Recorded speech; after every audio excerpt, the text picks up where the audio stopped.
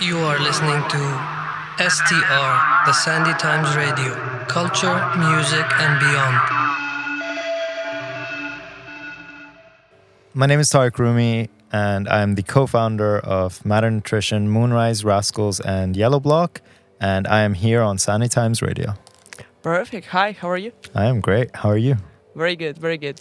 Let me can start with a small introduction, just how you entered the hospitality industry. Have you been in Dubai for like your whole life? Just a bit introduction. Awesome.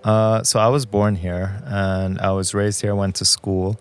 I left for university, and then I decided to come back to really work on the nutrition side of things. Essentially, what ended up happening was I found an opportunity and a gap in the market 9 years ago to create sandwiches. And we had a small little sandwich shop in JLT. From there, we really wanted to expand the business. I built a back-end kitchen that was related to catering and fitness food. Thankfully, that took off. And from there, I kind of just streamrolled into all these other projects due to my boredom, very simply. What was the industry like 10 years ago? Let me start by saying I love to shout out restaurants, and I think there are so many restaurants that played a very pivotal role in the UAE. The restaurant that was very inspiring at the time was a restaurant called Tom and Serge. So they were the first people who kind of put on the map casual eating with a little fine twist to it. And it was all over. They were so busy, they were packed. And that kind of really inspired this thought process of pushing our boundaries from my end. Overall, the industry back then was still very young in comparison to where we are right now. But I would say 10 years ago was the start where you had a lot of concepts coming from abroad, but at the same time, you had some people exploring the casual aspect of things, and now obviously we see it very differently. Why did you decide to proceed with the sandwiches?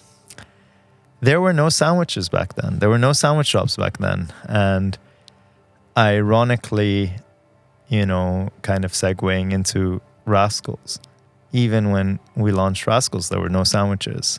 So it was a very interesting time for me because when I was in London, all I was having was sandwiches. But then I came back here and I was like, Lobster and caviar. Yeah, it was very bizarre that nobody was doing sandwiches. We tried it, we did it. A lot of people loved it. Ironically, we were, I think we were restaurant number 10 on Deliveroo. So we were the 10th restaurant that Deliveroo started with because the owner of Deliveroo here tried it and he's like, I want them on the app.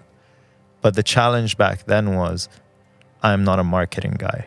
So I didn't know how to push a brand. And in hindsight, that was the biggest struggle that we had. By the way, what's your background? I'm a nutritionist by trade. I studied business management and sports management, and I did my master's in marketing. I did my major in nutrition. Okay. I like to study a lot. As a nutrition guy, could you tell us if it's good to eat sandwiches? It depends. It always depends. My rule is balance in everything. I think you can and should enjoy everything, but enjoy it in moderation, to be honest. So I'm pretty sure that Rascals is still probably the most well-known sandwich place in Dubai. What's the secret ingredient? I'm going to shout out my partner, Talal. My business partner honestly had a vision in executing it, and he is an incredible perfectionist, and it comes off in the most positive way. He really wanted to build a brand first, and the second most important aspect was if somebody sees who we are as a brand, they want to try our food. When they try our food, it needs to be perfect. When we're talking about building a brand in the hospitality industry, what exactly does it mean? Okay, I was having this conversation earlier, actually. really, really means who are you targeting? Why are you targeting them? And how do they resonate with who you are, right? We saw early on that a lot of the Rascals brand was people resonating with us. You know, we're all considerably young and we're all, within the community. So people wanted to feel like they were a part of that, right? But then they try the food and they were like, oh, this is really good. We will come back, right? In general, building a brand in hospitality is about, the best way I can explain it to you is, I'm going to ask you a question. Okay. When you think sushi or Japanese, what do you think? Rave kushiyaki. There you go. When you think fine dining, what do you think? Well, it depends because fine dining can be like a gastronomic experience, and then I'm going to say Trasin. But if we're speaking about service and like just good food, I'm going to say LPM or Zuma. Cool. That is your brand association that you are associating yourself with. Okay. So they've built their brand to be that. Okay. When people think Japanese, Reef wants to do it within his way. But when somebody decides, I want to go for Japanese, I'm going to Reef. Or I'm going to Kinoya. Yeah. Or I'm going to Zuma, even some people. Quinoa, it's hangover brunch. Yeah. Kinoya is amazing. They build community around people who drink too much on Friday evening. 100%. Their food is incredible. I love the ramen as well. Yeah. But you see, it's that really to me is what building brand is about.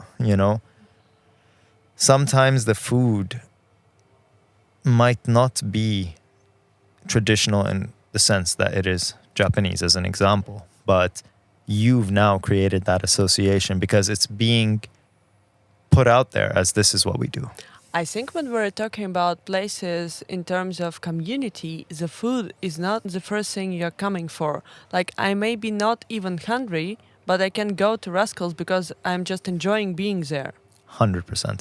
That's also part of the brand, right? It's when you are there, how are you feeling? I like to use Tasha's also as an example, right?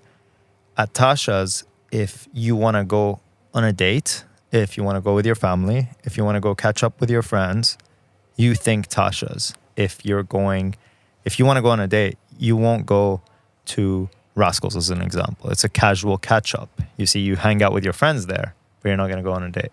You can even have a business meeting there if you're not too conservative. Exactly. So building brand is about the experience, the messaging, and finally the food. So what is your message? As Rascals? Yeah. We're a very casual place for somebody to come and hang out first and then have good food. When I was thinking of a list of places I want to cover in this podcast, I understood that all the places are very casual because probably that's what I'm missing. Like, we have a lot of amazing fine dining places, a lot of expensive restaurants which are very good. But casual thing is still not a trend here to me. We are finally entering. You remember when I was just saying that we were in the first phase 10 years ago? First phase was coffee shop casual. Second phase, which started 5 years ago, was fine dining. Okay, you got this burst of fine dining and even a lot of homegrown brands such as the Oceanos, the Trescents, the Moonrise. Now we are entering phase 3, where you are going to start finding a lot of homegrown casuals that you feel like they make amazing food, but you can go in shorts, One of the restaurants that I really feel pushed that envelope, or at least cemented that change, is Fusion Ceviche. It's probably, to me, top 3 restaurants in Dubai, but I can show up in shorts. Yeah. I show up in shorts and Chef Penelope is screaming at me because I haven't come in 2 months, That is the new age that is coming now. And we're starting to see it, we saw it with the 21 grams, with the reefs, right? But now you're seeing even more homegrown, chef-led, owner-led restaurants that are really, really pushing that boundary. Yeah, it reminds me actually of a bistronomy period in Paris when all the chefs working for Michelin restaurants, they got tired of all this sequence of service and everything, and they were like, oh no, let's go open a very simple bistro and serve good food, and people will come in shorts and flip-flops and just pay 30 euros for good food. That is exactly where we're going right now. You know, this is my theory, and I'm actually building a restaurant against that. You know, so I'm Okay. building a bistro. And I think it's actually very logical because the first time I was in Dubai in 2009, it was very posh, it was very expensive, and I felt like out of place because I wasn't that person. And right now I can see that every year we have more and more creative people like me. Okay, maybe not even shorts, but jeans and sneakers. Yeah. And for us, anything else except jeans and sneakers, it's very special. And we need more places to go out. Yeah, it's gonna be very interesting because look, there is the challenge where casual eating here is almost too casual, where there's one aspect that is missing here that a lot of places are, they have it and they take it almost for granted, which is alcohol, Yeah. right? So now people here are finding their path in building casual restaurants without alcohol, you know? But if alcohol and casual food are mixed, that is when you will see a huge like surge from that aspect. Yeah, I mean, in my opinion, that's one life, what you're talking about in D3. Everyone goes there because in the afternoon you can have lunch with your colleagues, and in the evening you can have small bites with a glass of beer or wine. Perfect. 100%. 100%. One Life is very, very, very good at that, and they've done that very well. They have obviously the advantage of being in a financial district or creative district where they can get the licensing easily, right? But my excitement on that part comes in when a place like Fusion Ceviche is able to, or a place like Kokoro here, you know, it's a Japanese spot, is able to, or Lila Taqueria. If those places start getting alcohol licenses, should they choose to, that is going to change the game. Have you ever considered opening Rascals somewhere with a license? I don't think that's our brand, Okay. honestly. I think as Rascals, we look at also families now, right? And we look at it as an aspect where people are coming post-beach to come hang out there.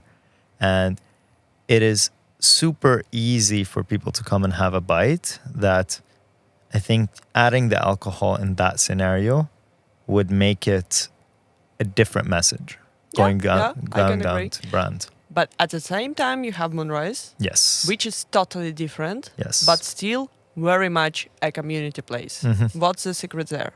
Honestly, the chef. So Moonrise, it also started as a community initiative, you know, where I had, where Suleiman, which is the chef, had a supper club almost that was operating in Al Sarkal.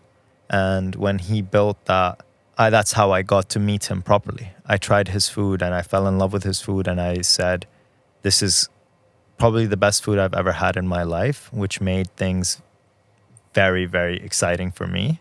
We became friends because I went 6 times in 6 months. We became very close friends. And at that point, I had a decision to make on investing in a house or investing in Moonrise. I took the risk and I invested in Moonrise. Because Suleiman and I were both raised here, we had this really unique opportunity. We were inviting people and we were introducing people to fine dining while still being the cheapest fine dining restaurant in Dubai. So Trescent and Oceano existed, but they were charging 750 and 1,000 dirhams at that point. We were charging 450 dirhams. So somebody that was interested in going to Zuma also had now the opportunity to say, oh, I will go try an omakase experience and I'll go to Moonrise. On the other side, we didn't alienate the creatives, you know, and there is this stigma that a lot of people here will spend on money, but at the same time, spend on food, sorry. A lot of people don't. So now we are seeing with the change of pricing that we have not alienated, but it has become an occasional place that people will go to, right? There's benefits to that, but at the same time, there are struggles to that. I think there is a stigma which Dubai is fighting right now that everyone is very rich here. Yeah. And we living here know that it's definitely not like that. Tourists coming here, they expect to spend a lot of money and they're ready for that. But when you live here every day and you're paying your DEVA bills, your bills, your Etisalat bills, you're not ready to go out every day and spending 1,000 dirhams. Of course. That's ridiculous. Yes. Like, I understand that, for example, London and New York may be still more expensive, but also they have a lot of casual places. Mm-hmm. And I totally agree with you that we need more and more casual places because like all these creative people, they don't actually make this big amount of money. Yeah. It's a hard thing to go through right now, especially as Dubai is going through that change, because Dubai as a residential living place is not the cheapest, right? So you have to make your decisions on where you're spending.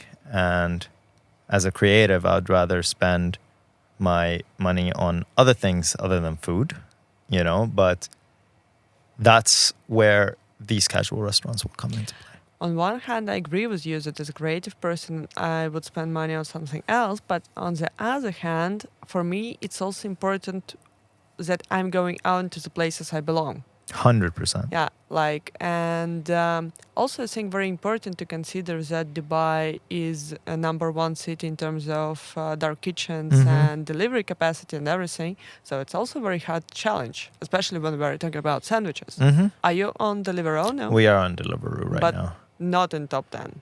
I don't know, to be honest. I'm not gonna pretend. I know we are nominated as best sandwich shop and best casual restaurant, but I don't know where we stand.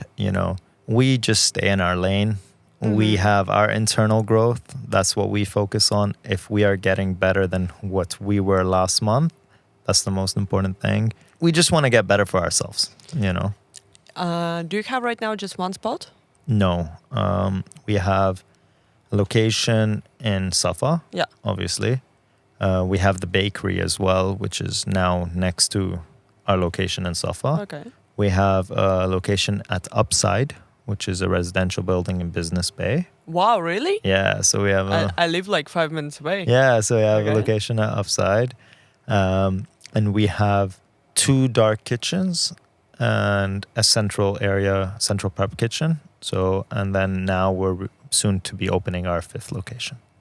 Is it going to be like Secret. proper restaurant? Yeah. Okay. Secretware. And speaking about the location of Moonrise, I think it's also quite phenomenal. We were very lucky with that. I'm not going to pretend that it was our decision. We were very lucky that we said yes, but we were also very lucky that the key decision maker of that building happened to try Suleiman's food around the same time I tried it, and he gave us that location. Why do you think everyone is not talking about Eden House? Like everyone who lives in the Eden House, they're like, that's the best place in Dubai. Look, it's a beautiful building. It's a beautiful building. The interior is beautiful. The materials are beautiful. They put in a lot of effort in everything that they do. We saw that when we were working with them on our construction, right? If we want to change a small design, we want to change the lighting, the owner of the building has to approve it. It's to that level. And keep in mind, we work with their design team. So we're working with somebody that already knows the building. And even with that, the owner has to approve it. Although it's our restaurant. They are now building the second Eden House. Yeah. Have you considered joining it again? Secret. Maybe. We're exploring options. As Moonrise, we are definitely going to grow. Okay. And we are definitely going to expand our offering. And our objective with Moonrise is to become the best restaurant in the Middle East and hopefully the world. It is a Are we very talking about 50 best or Michelin, or how do you measure it? so when we look at restaurants like Noma, Yeah. okay, people talk about Noma as an institution. People talk about Noma as that is the place where experiential gastronomy is positioned, Yeah. right? We want to be that, but from the Middle East, Okay. right? Okay. It means that we have to tick off boxes, okay? 50 best, number 1 is a box. 3 Michelin stars is a box. But if I don't have those, I'm not going to cry at night. I will be happier with somebody in New York saying, I want to go to Moonrise in Dubai, even though they don't have a Michelin star. When you're saying 3 Michelin stars, for me it also sounds like an obligation, because I've been to a lot of Michelin stars places all over the world, Mm-hmm. and it's always kind of, to be honest, I'm not a fan. Mm-hmm. Food is good, but you feel in a very, like you're part of a play. It's all very unnatural. So that's where we feel that adding our own blood to it is what will differentiate it. Okay. You know? Again, I use Noma or Frantzen in Sweden as an example. They are still Michelin starred restaurants, but they have their own soul to it and they introduce their own story to it beyond the typical box of the Michelin star, right? And I think that Michelin is changing a lot, actually. 100%. I really love the Bib Gourmand section because it shows, for me, the real casual gastronomy, which is trending. 100%. I think the Bib Gourmand was great, and especially in Dubai, the Bib Gourmand was a great, great, great addition to showcase all these other restaurants within the UAE and within Dubai specifically. I think it's, again, you mentioned this, like Michelin is a checkbox. It's as simple as that.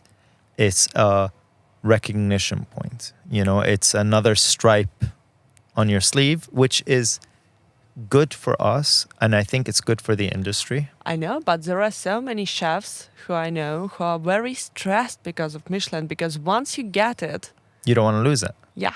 And that is exactly why I mentioned that it is part of our process, but it is not the defining aspect of what we do. You know, when you think luxury hotel, what hotel do you think about? If we're talking about Dubai, it's Atlantis. Doesn't necessarily need to be Dubai. Plaza in New York. Okay. You see, like, it doesn't have 7 stars, does it? You know? Yeah, and even if we talk about the hotel I would choose as the best one to go in some country or some city, the stars wouldn't even defy. There you go. It can be 4 stars, but I totally agree with you. It just, I'm trying to understand, okay, you have 2 stars. Let's be more realistic, 2 stars. And you lose it. Mhm. What's happening to you inside? If I have 2 stars and I lose it, and I have the messaging from the world that I am one of the best restaurants, I will be satisfied. When a restaurant loses stars, it also influences the guests. Of course, it does. Again, I think for me, this will be the problem we will cross when we get there. You know, we're still in build mode. I think we are both way too young to see what that's going to look like. You know, our aspirations are very high and our objectives are very high. But the reality of it, the story might change tomorrow. It's We true. don't know. Like you mentioned that chefs in France, in Paris, they got bored of Michelin and they decided to build bistros. Who knows what can happen? That could happen with us. We really don't know. We're only 2 years in. But I think you have the perfect formula. You have Rascals for your own spirit and soul, and you also have Moonrise, like to prove that you actually can We build can do it different both. concepts. Yeah, we can that's do it both. amazing. Have you ever considered expanding beyond Dubai? Yes and no. Okay. Dubai is home. I will never leave Dubai. Dubai is my favorite place. The only reason why I would leave Dubai is to go to Bali and to be on the beach, or Sri Lanka.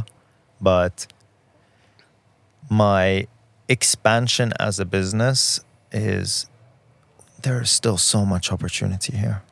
Honestly, there is still so much opportunity that we're just getting started. Like, Dubai is just getting started. You It's a know, baby. like It's a baby. you mentioned this.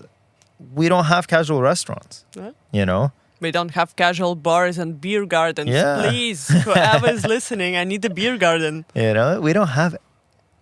We still have so much to explore. You know, we are still so young, and there's so much opportunity here. You know, even beyond hospitality, right? Product, you know, like consumer goods. Now we are seeing homegrown consumer goods being on the face of supermarkets. It's still so young, right? And maybe it's comfort, but I'm happy being here. I don't see a reason to expand, even to Saudi, because that's the talk of town, you know, expanding to Saudi. I don't need to expand to Saudi right now. Abu Dhabi. I don't need to. Okay. You know, it's if the opportunity comes and the opportunity is there for us to do it, right? We will do it. But Okay. it needs to make sense, you know? And when I say it needs to make sense, I mean the Abu Dhabi market or Saudi. Let's use Saudi as a real example. It's a completely different market. The infrastructure in Saudi from an operational perspective is completely different. The supply chain is completely different. It's, if you don't have those already on point, it's going to be very hard. You know, it's about learning those things. We did a pop-up in London with Baron Jack It's as this summer, Rascals. right? Yes. And we learned a lot from that. You know, it showcased to us the differences between London and Dubai. You know, we studied in London. I studied in London. My business partner lived in London. But business is business, and it's very different. You know, it's a very, very, very different market that unless you're ready to commit to being there, it's probably not the best decision. And as an individual, Dubai is home. You've said that we have like so many different niches which are still empty. Which one do you think are the hottest ones right now? Honestly, I think bistros are going to be a big, big thing coming up. In hospitality specifically, right? Yeah. I think the casual, calm beach club is still missing here. You know, we only have one, which is Tagomago, Mm-hmm. you know. Mm-hmm. But this idea of going to a beach club and still experiencing really good food or decent food, but not listening to music so loud and not thinking about partying is still missing here. I still think that it'll be very hard to implement. Speakeasies are still a trend in the world that is missing in Dubai. Yeah, I think we have like Galaxy pretending to be a speakeasy, but in the They're not IFC it's impossible. It's not a speakeasy, Yeah. you know. Anything in a hotel is not going to be a speakeasy, right? And that's the challenge with alcohol in hotels. And But in general, I mean, I'd even say that casual bars are not a thing here. I was just going to say, my Yeah. last one is casual bars. You have some, but you can have so much more. Yeah, with the bars, I assume that the biggest challenge is the alcohol pricing Mm-hmm. because it's very hard to go below A specific price. Yeah, because yeah.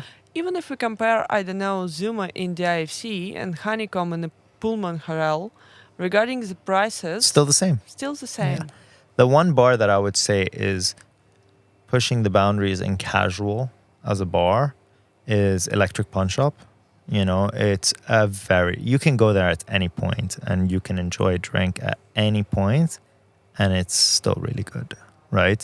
I love Honeycomb, but like you mentioned, I think the key challenge is the alcohol pricing. And once that gets fixed, I think everything will start to change.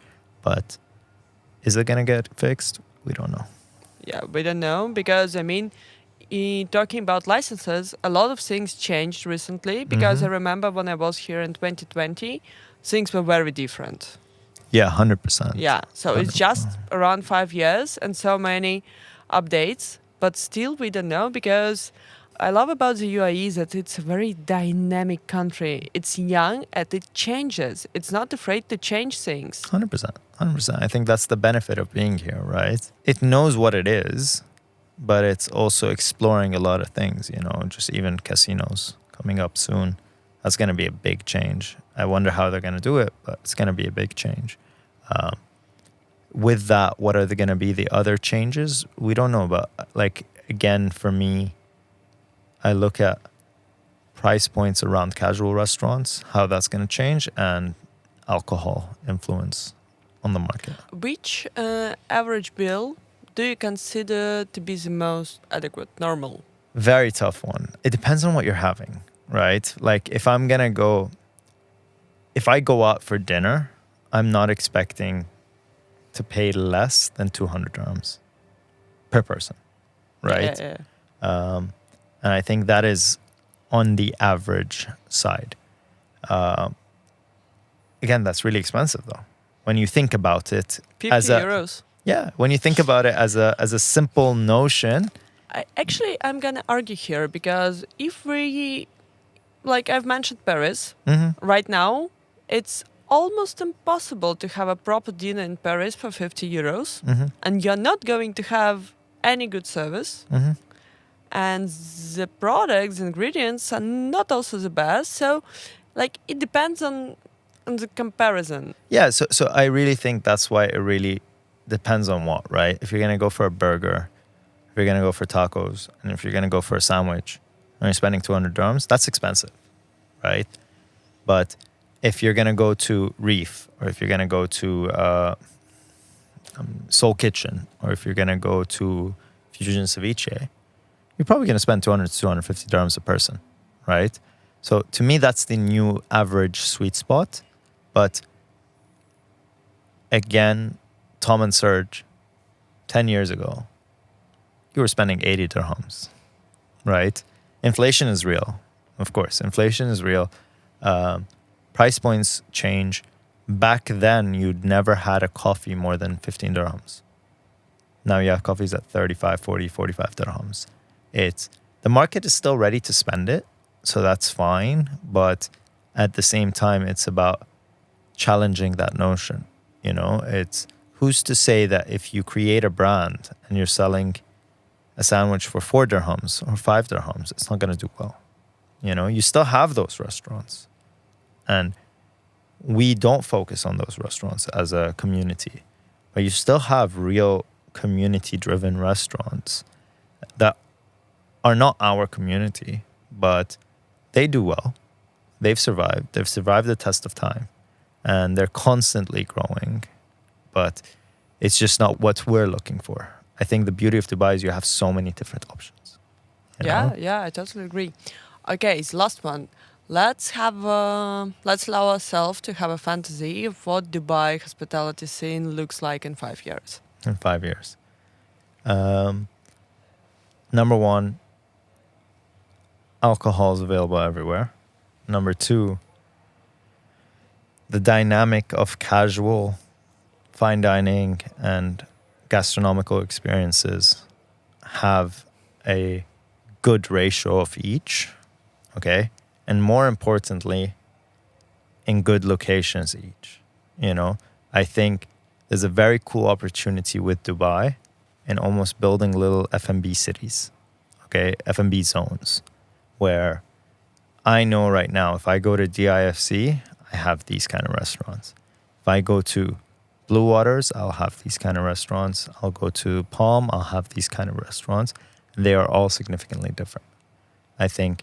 And they are balanced between casual fine dining and gastronomical experiences.